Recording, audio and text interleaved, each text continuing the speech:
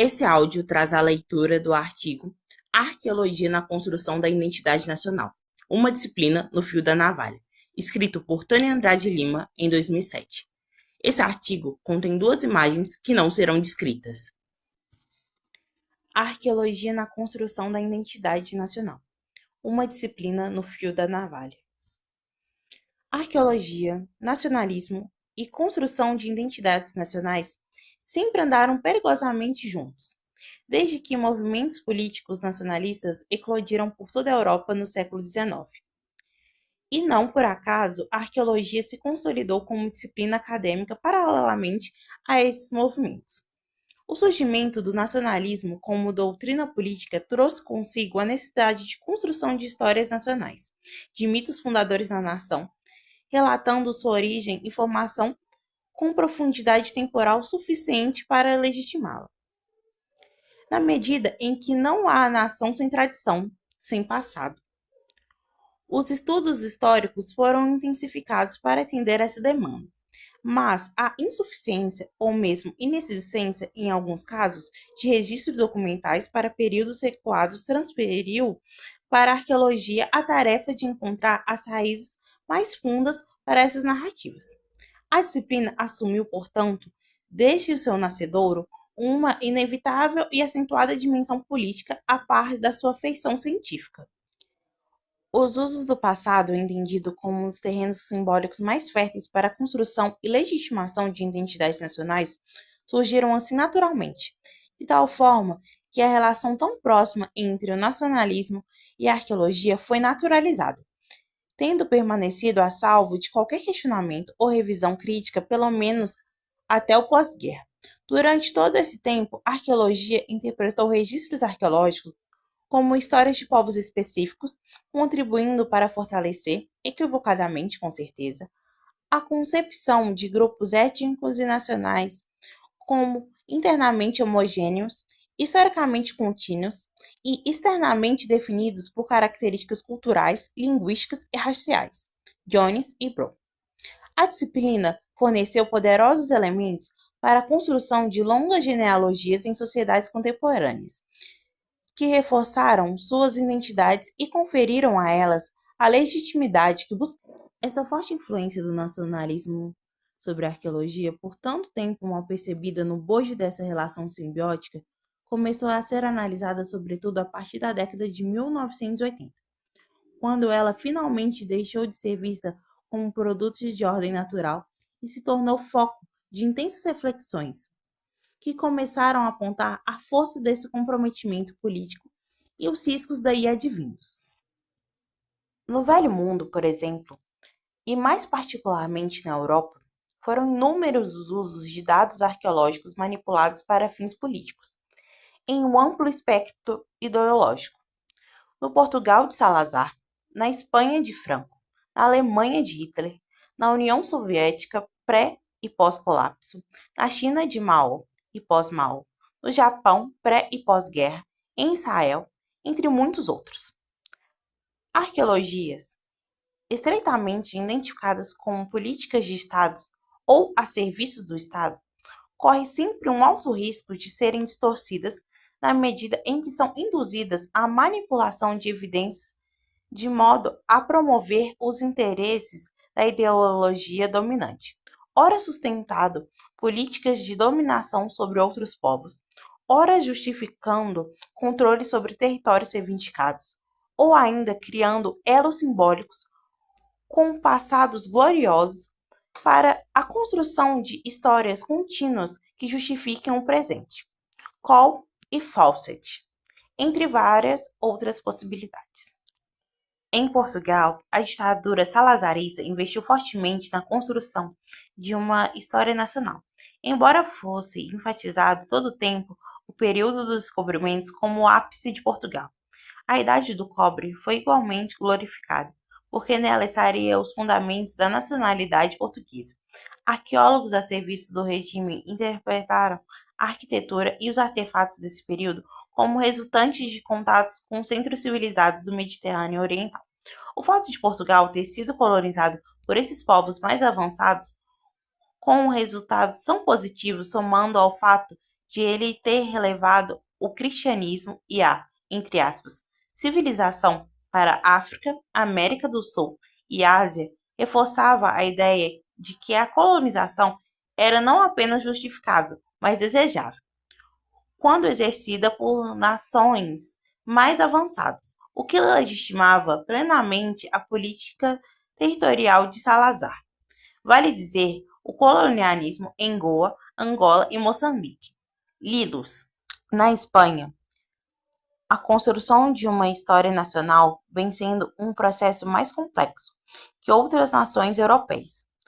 Se durante o regime franquista de forte controle central, a arqueologia foi instada a envolver a nação com uma aura de homogeneidade, no período pós-franco, o nacionalismo espanhol foi desafiado por outros nacionalismos periféricos do país basco, na Catalunha e com menor intensidade na Galícia. Dias Andrew. A arqueologia contribuiu para gerar interpretações competitivas do passado a serviço de quatro nacionalismos distintos dentro de um mesmo Estado-nação, no contexto das lutas políticas espanholas. Na Alemanha nazista, o mito da superioridade da raça ariana foi em grande parte fundado nas teorias nacionalistas e racistas de Gustav Kocina, o primeiro a desenvolver uma metodologia para identificar grupos étnicos no registro arqueológico. Anthony. Não escapou ao nazismo essa suposta habilidade da arqueologia em identificar fronteiras étnicas, o que atendia na medida aos seus interesses. Nem o extraordinário potencial da disciplina para a propaganda nacional socialista. Nesse período, a arqueologia floresceu na Alemanha, Arnold e Hessman, que viu surgir museus, institutos de pesquisas, cátedras em universidades, bem como recursos para escavações capazes de legitimar a ideologia nazista e fornecer as bases para a sua plataforma de expansão territorial. Em Israel, por outro lado, os aspectos políticos da arqueologia foram também intensamente explorados e a disciplina acabou fornecendo importantes justificativas para a sua criação e expansão, no quadro da perpétua disputa territorial com o povo da Palestina. A arqueologia bíblica, em particular, com forte apelo emocional, deu suporte à sua construção. Sítios arqueológicos se tornaram poderosos símbolos de identidade nacional, como a metizada, símbolo para os israelitas do poder da vontade, da resistência, da coesão e do heroísmo do povo judeu. As tensões interétnicas e os movimentos nacionalistas que se agutizaram no leste europeu após o colapso da União Soviética, particularmente no Cáucaso, têm uma longa história que recua ao Império Russo pré-revolucionário e elas estilhaçam o velho ideal nacionalista de formação de um único povo soviético. Muitas dessas disputas por territórios e legados culturais vêm sendo sustentadas por mitos de passados gloriosos, construídos a partir de distorções dos registros arqueológicos destinados a comprovar a ancestralidade das diferentes culturas locais. Cole e Chess Claude.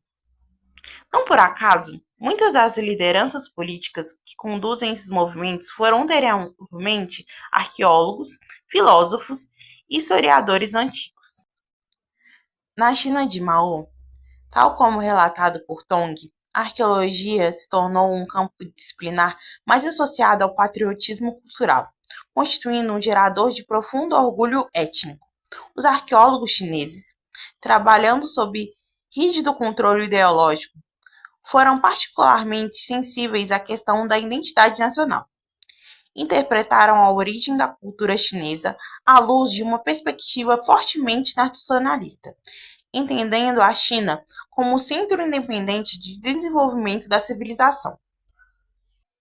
Com essa negação de influências externas, a arqueologia justificou, na longa duração, a política de fechamento de fronteiras sustentadas pelo regime maoísta. Mais tarde, na década de 1980 e 1990, o nacionalismo na China foi reconfigurado. O antigo modelo mononuclear, centralizador, que explana a origem a partir de um único centro, foi substituído pela admissão de múltiplas culturas como ancestrais da civilização dinástica, interligadas em uma esfera mais ampla de interação. Este novo modelo de regionalismo encorajando a interação expressa simbolicamente a diminuição do controle central no bojo das reformas promovidas por Deng Xiaoping, com o passado mais uma vez sendo construído a serviço dos interesses do presente. No Japão pré-guerra, a arqueologia esteve, desde o século XIX, a serviço do culto à divindade do imperador. Até mesmo na década de 1930, embora não se ditasse explicitamente de que forma os dados arqueológicos deveriam ser interpretados. Arqueólogos eram demitidos e presos, caso seu trabalho colocasse em dúvida a origem divina da família imperial, do regime ultranacionalista que controlou o país. No pós-guerra, foi instalado um processo de construção de uma identidade nacional japonesa. O governo passou a encorajar o uso de achados arqueológicos, agora, sobretudo, em trabalhos de salvamento em grandes obras desenvolvimentistas, para sustentar o conceito de unidade da nação, reforçando a antiguidade e a homogeneidade do povo japonês a partir de origens comuns e da continuidade ininterrupta da sua história. Fawcett. Chamada, portanto, em diferentes circunstâncias, a construção de mitos de origem, de narrativas lineares e de sociedades culturalmente homogêneas, a arqueologia correspondeu ao que se esperava dela, tendo o histórico-culturalismo como marco teórico dominante até a década de 1960. Entendia conjunto de determinados traços que se expressavam na cultura material como manifestações materiais de povos extintos que partilhavam de normas e valores. Assumiu dessa forma uma correlação simplista entre culturas arqueológicas e grupos étnicos, e ao traçar suas origens e desenvolvimento, obteve resultados que serviram esplendidamente como suportes para causas nacionalistas. Sim, no Velho Mundo, a continuidade cultural, instalada desde os tempos muito recuados, favoreceu a construção de histórias de longa duração. No Novo Mundo, a ruptura determinada pela conquista inviabilizou-as totalmente. O colonialismo construiu e se alimentou todo o tempo de figuras de alteridade, fundando e sustentando maniqueisticamente a identidade dos dominantes à custa da construção negativa do outro e da sua exclusão, como bem apontam Hard e Negri. Com isto, as genealogias passam a ser traçadas no máximo até os conquistadores, remetendo a partir daí ao colonizador europeu, ou, na melhor das hipóteses, à nação africana de origem, apagando-se a ancestralidade indígena. Essa peculiaridade esvaziou consideravelmente nas Américas o potencial de exploração do passado pré-histórico para fins de construção de identidades nacionais, exceto, evidentemente, nos alguns países de colonização espanhola, onde floresceram culturas nativas mais complexas, que deixaram vestígios esplendorosos, nos quais a população indígena conseguiu se manter em números elevados. Em alguns casos, as genealogias não apenas recuaram a períodos anteriores ao da conquista, como essa ancestralidade acabou por construir um dos pilares da identidade nacional em construção não raro equivocadas com as que tentaram tornar o México etnicamente homogêneo, reunindo diferentes etnias sob o rótulo de, entre aspas, moderna nação mestiça.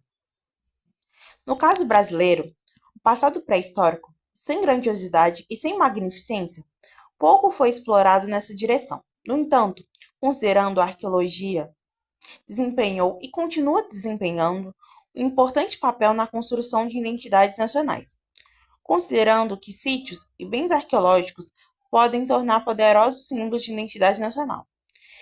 E considerando ainda, como assinalou Anderson, o fato de que as ideologias nacionalistas são, em geral, inculcadas com grande eficácia através do sistema educacional, dos meios de comunicação de massa e das normas administrativas, selecionamos o primeiro desses domínios, o do sistema educacional para investigar em circunstância e de que forma a arqueologia esteve a serviço da construção de uma identidade nacional em nosso país.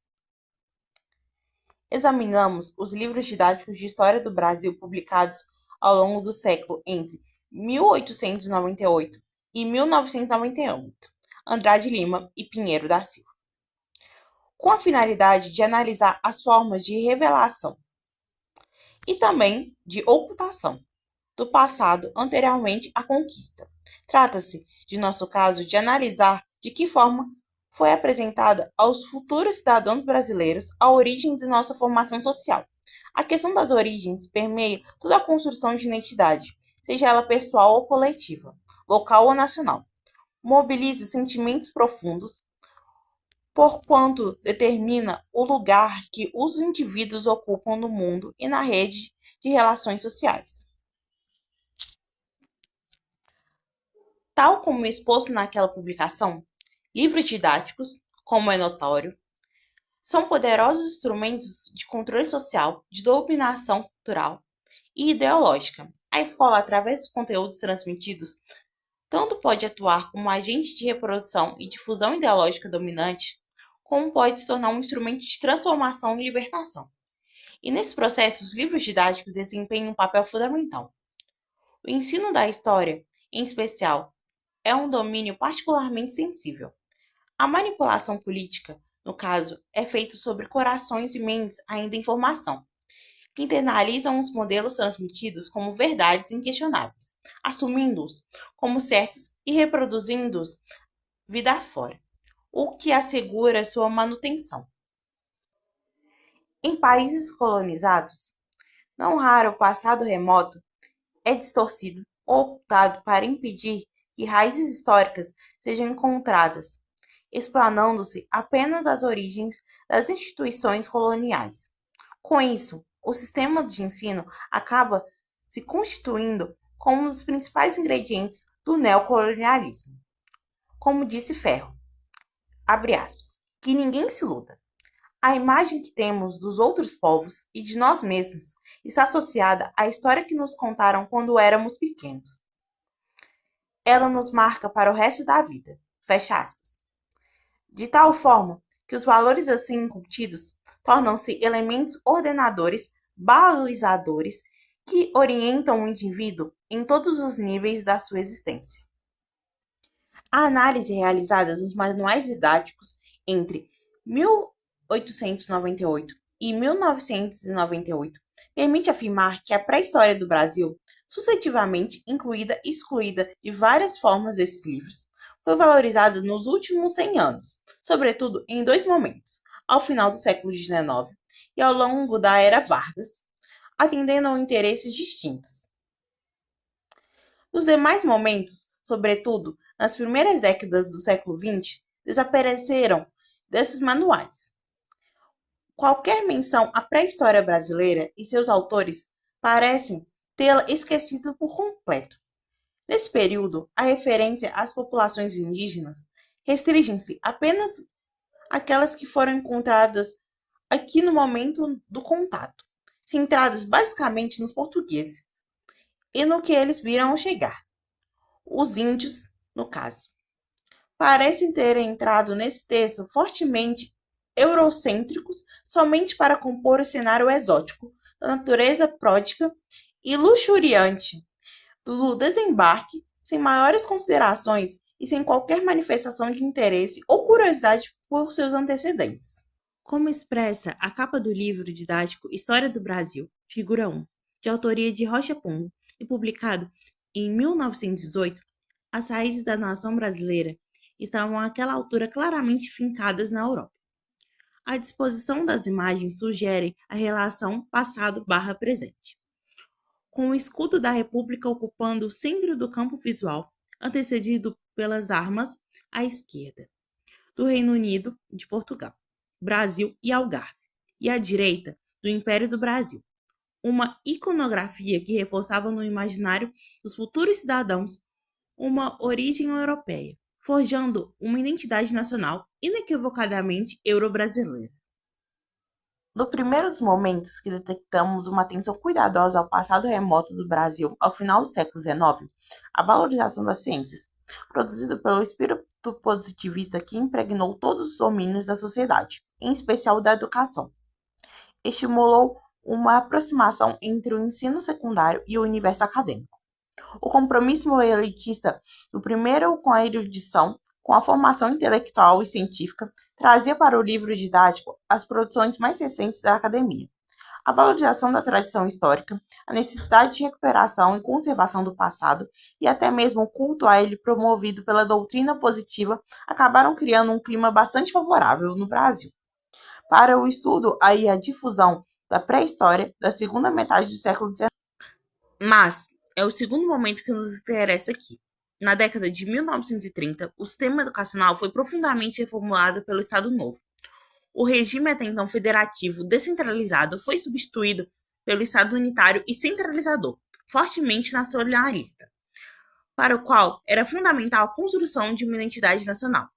Nesse projeto, as áreas da educação e da cultura assumiram uma importância estratégica, com dois órgãos concentrando as ações nessa direção: o Ministério da Educação e Saúde, MES, e o Departamento de Imprensa e Propaganda, DIP, de triste memória, encarregado de difundir a ideologia e a imagem positiva do novo regime, por meio não só dos instrumentos de comunicação de massa da época, mas, sobretudo, da revista Cultura Política, compromissada com a, entre aspas, história do povo brasileiro.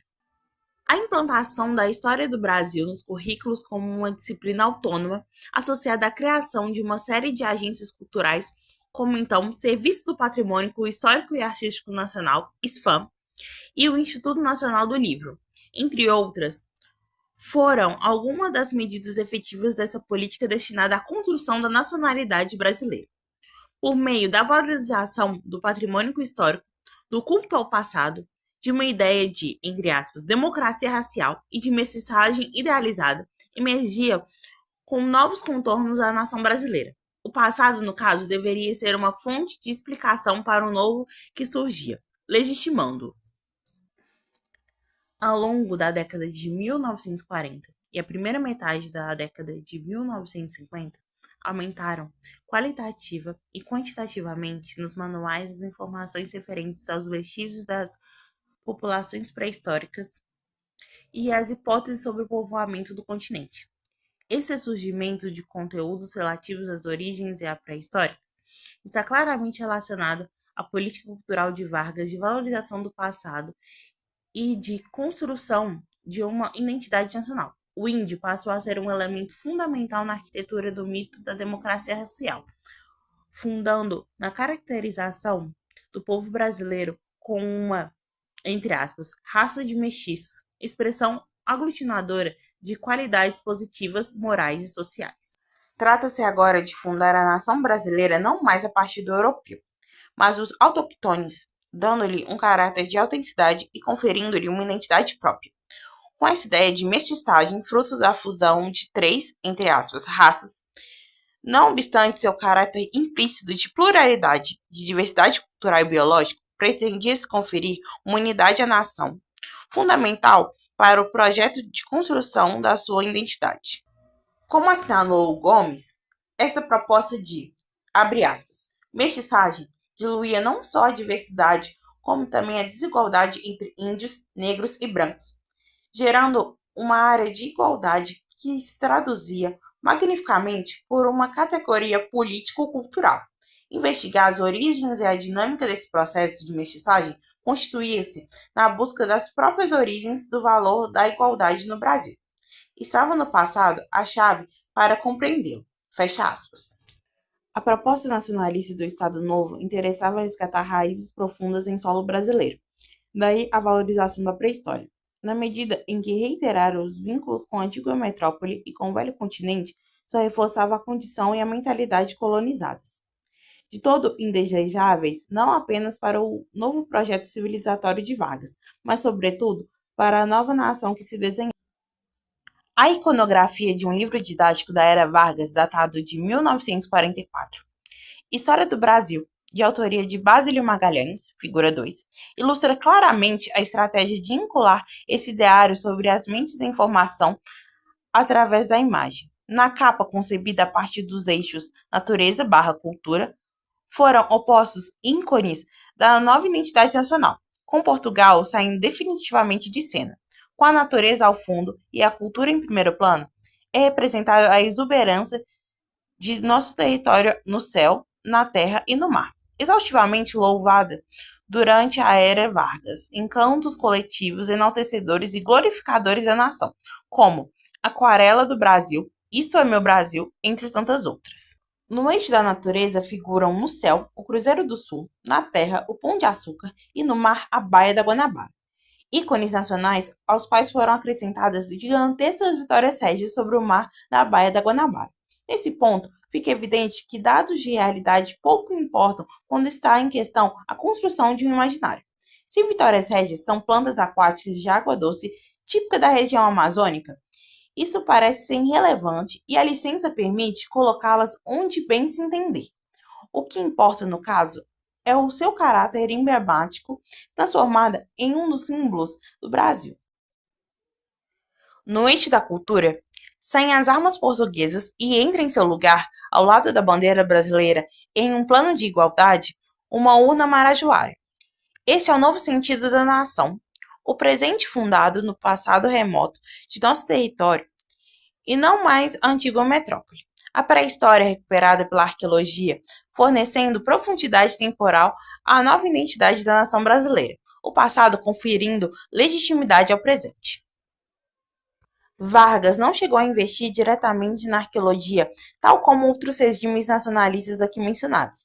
Além da descontinuidade cultural referida, não apenas o exercício da arqueologia como campo disciplinar ainda não estava formalmente estabelecido, como a inexistência de vestígios espetaculares a serem resgatados era francamente desestimulante, mas seus símbolos, sem dúvida alguma, foram apropriados e utilizados para conferir ao novo projeto da nação raízes fundas em nosso território, muito anteriores à chegada do europeu.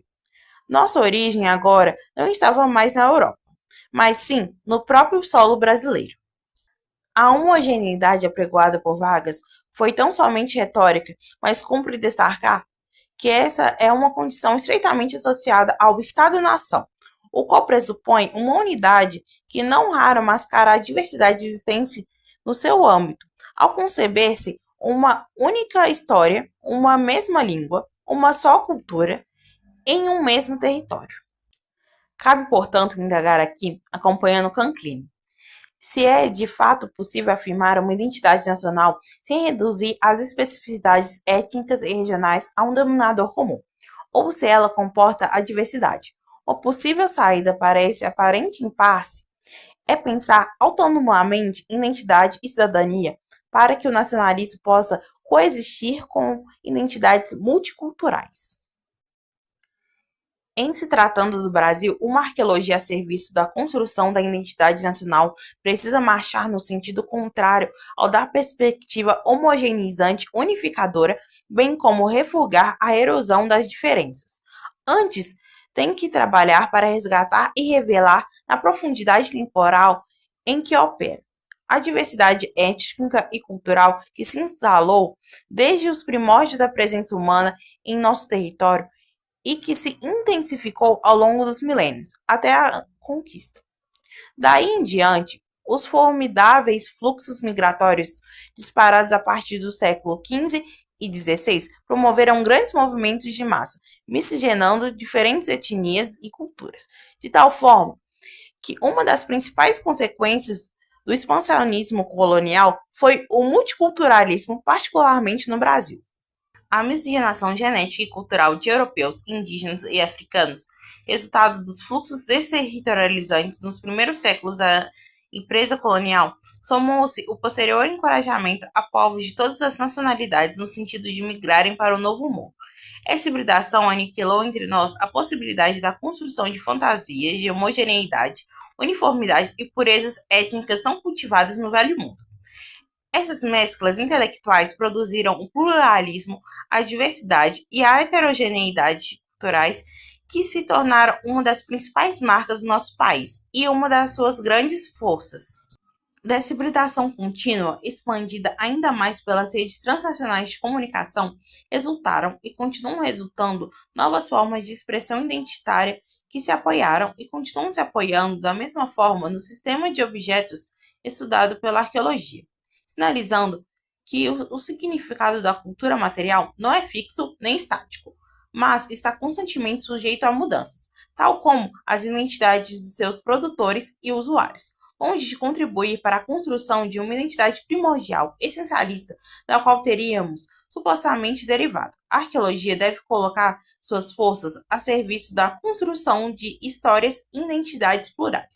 Dados arqueológicos não podem ser colocados a serviço da construção de identidades nacionais fixas, homogêneas e bem demarcadas, porquanto elas são reconhecidamente dinâmicas, heterogêneas e fluidas. Jones. O que faz com que processos dessa natureza dificilmente possam ser considerados concluídos. Arqueologistas nacionalistas podem contribuir tanto para a opressão quanto para a emancipação de um povo. No primeiro caso, elas estão em geral associadas a fanatismo, intolerância, totalitarismo. No último, elas podem ser libertárias e promover justiça social. Quando combinadas, eticamente, há uma consciência aguda da dignidade humana. Trigger. As arqueologias nacionalistas responsáveis podem ter um papel extremamente positivo, promovendo consciência e orgulho étnico em povos que perderam sua autoestima, fornecendo elementos para resistências a práticas neocolonialistas, esvaziando movimentos racistas de limpeza étnica, derrubando mitos de superioridade racial ou cultural, e assim por diante. Cole e Fawcett entendem que há um padrão mínimo universal para uma arqueologia responsável, segundo o qual a construção do passado nacional de um grupo jamais deve ser feita às custas do apagamento de outros grupos. Mas ainda, o mesmo interesse e o mesmo respeito devem ser dedicados indistintivamente a todos, configurando o que se considera aqui como princípios étnicos fundamentais para o trato dessa questão. É líquido e certo que a arqueologia vai continuar a desempenhar, inevitavelmente, um papel crítico para forjar consciências nacionais, na medida em que fontes históricas mais remotas, além de escassas, são cronologicamente limitadas.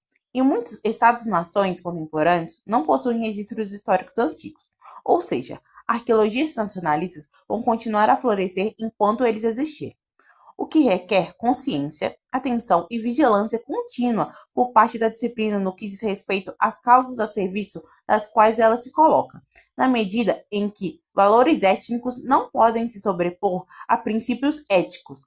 A arqueologia, a serviço da construção de identidades nacionais, estará sempre, com toda certeza, no fio da navalha.